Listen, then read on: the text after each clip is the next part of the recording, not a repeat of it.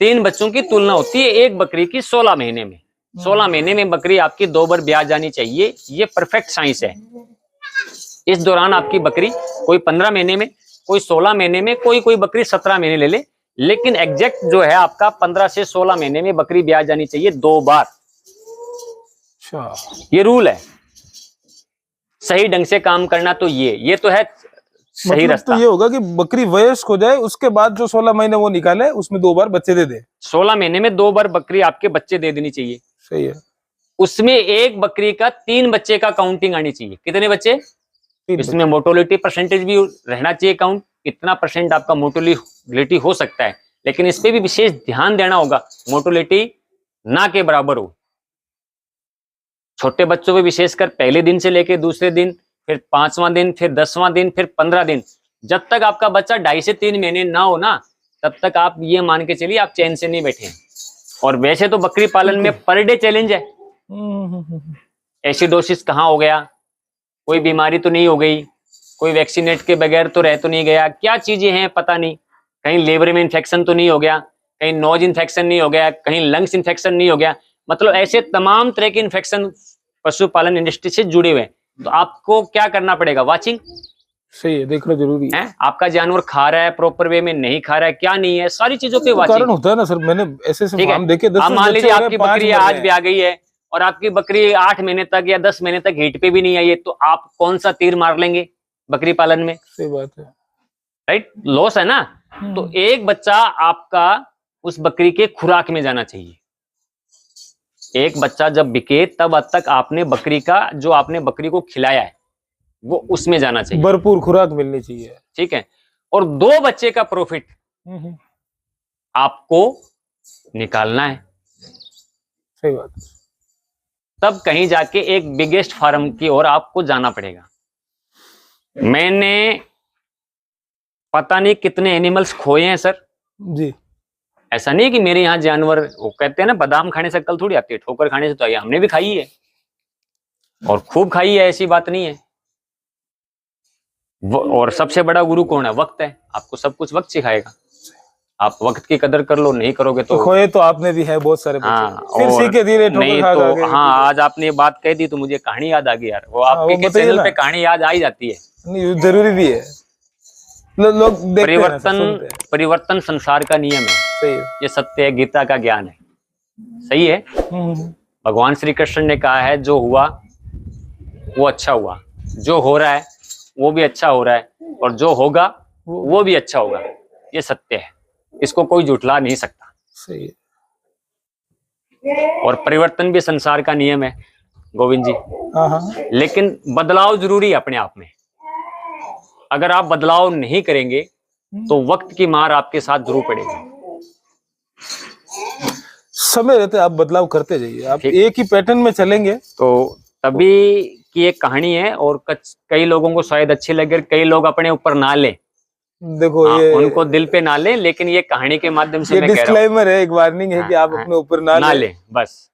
सही तो 2 पत्थर हैं, बहुत से सुंदर से अच्छे पत्थर है। 2 पत्थर है, बहुत अच्छे सुंदर पत्थर, और किसी एक जंगल में पड़े हैं। ठीक है।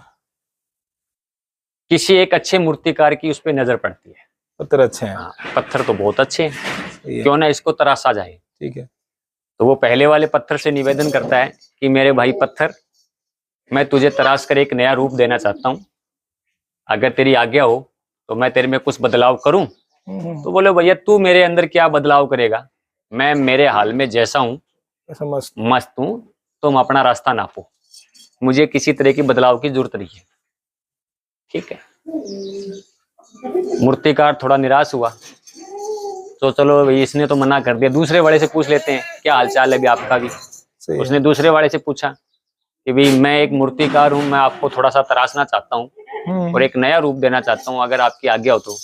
बोले कोई बात नहीं भाई, तराश लो, हमें तो पहले भी प्रकृति ने बहुत सी मार दी है। धूप के अंदर हम रहते हैं, बारिश में हम भीग रहे हैं, सर्दी में हम ठिठुर रहे हैं। सही है। और तू अगर हमारा कुछ भला करना चाहता तो कर ले भाई, मना किसने किया। देखो तेरे को भी आजमा के देख ले। हाँ। तो मूर्तिकार खुश हुआ, चलो उसने उस पत्थर को और छीनी हथौड़े से उसको तराशना शुरू किया। ठीक है। पत्थर को पीड़ा भी होती थी। एक कहानी के माध्यम से मैं बताना, ये मनुष्य जीवन पे लागू है। हाँ। तो उसने उसको तराशते तराशते उसको एक भगवान की मूर्ति का रूप दे दिया। ठीक है। और उसने उस मूर्ति को, मूर्तिकार अपनी जगह चला गया। साल 2 साल बाद में एक योग से कोई ऐसा कारण हुआ, कोई कुछ 15-20 लोगों का, एक धार्मिक लोगों का झुंड भजन करते हुए उस जंगल के रास्ते से गुजर रहा, और उनकी जो नजर है उस मूर्ति पे पड़ी। अरे बोले कमाल हो गया, भगवान की मूर्ति जंगल में, ये तो पता नहीं आदि पुराण, पता नहीं कितनी वर्षों पुरानी मूर्ति है, कब से होगी। वो चर्चा फैल गई, चर्चा फैल गई तो उस मूर्ति को एक मंदिर का रूप दे दिया उसी जगह। ठीक है। उसको मूर्ति को नहीं लाया, और जो पुराना जो उसका साथी पत्थर था उसको उठा के थोड़ा दूर पटक दिया। हाँ, उसको बाहर कर दिया। और उस जो मूर्ति थी उस पे वहां पर एक भव्य मंदिर का निर्माण हो गया।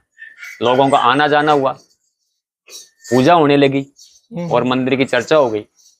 अब 15-20 साल बाद में उसी मूर्तिकार का उसी रास्ते से गुजरना हुआ। उसने कहा यार रास्ता ही बदल गया। क्या बात है, यहाँ तो चेंजेस हो गए, काफी चेंज हो गए। तो मूर्तिकार ने मन में सोचा कि यार कहीं मैं गलत जगह तो नहीं आ गया हूँ। सही है, इतना परिवर्तन और बदलाव कैसे? हाँ, मैं कहीं गलत जगह तो नहीं आ गया हूँ। तो वो चलने लगा, तो पत्थर को तो पहचान गया, यार ये तो पत्थर वही है, लेकिन मैंने जिस पत्थर को तराशा था वो पत्थर नहीं दिखाई दिया। अच्छा। तो मूर्तिकार ने कहा भी ये तो चेंजेस करना चाहता ही नहीं था, तो इससे बात ही क्या करें। तो मूर्तिकार उसके पास से होके गुजरा और वो चलने लगा। तो पत्थर बोलता है कि भाई मूर्तिकार भाई, कम से कम बोल तो लो, राम राम तो कर ले भाई। हाँ। आया है तो बोले क्या बात है। बोले यार तुमने तो मेरी तकलीफ कई गुना बढ़ा दी। अच्छा। मूर्तिकार को अचंभित हुआ यार कि मैंने तेरी तकलीफ कैसे बढ़ा दी यार, मैंने तो तेरे को छेड़ा ही नहीं, और जिसको मैंने छोड़ा था मैंने तो उसको देखा ही नहीं, अभी कहाँ है वो। बोले वो तो कहीं नहीं है, वो यही है, वो देखो वो मंदिर है ना, वो उसी के अंदर ही है, वो उस मंदिर में विराजमान है अभी। तो बोले तेरी तकलीफ कैसे बढ़ गई। बोले मेरी तकलीफ इसलिए बढ़ गई कि लोग पूजा करने तो वहां जाते हैं और नारियल सर पे मेरे आके फोड़ते हैं। समझे, अब मेरे को रोज मार पड़ रही है। तो अब मेरे को रोज मार पड़ रही है। तो अगर आप वक्त के रहते नहीं बदले तो फिर नारियल आपके सर पे फूटेगा, चाहे वो मैं हूं, चाहे वो आप हो, जेपी साहब, कोई भी हो। वक्त जो होता है वो सबसे बड़ा गुरु होता है। तो मोरल ऑफ द स्टोरी यही है कि थोड़ा बाहर निकलो, थोड़े थपेड़े खाओ, काम शुरू करो, और टूटते गिरते पड़ते खड़े हो जाओगे और एक अच्छी चीजों पे निखर के बाहर आ जाओगे। फोकस करो, हो सकता है आपके साथ कोई बुरी घटना घट जाए, नो डाउट, पर हिम्मत नहीं हारो, slow and steady wins the race.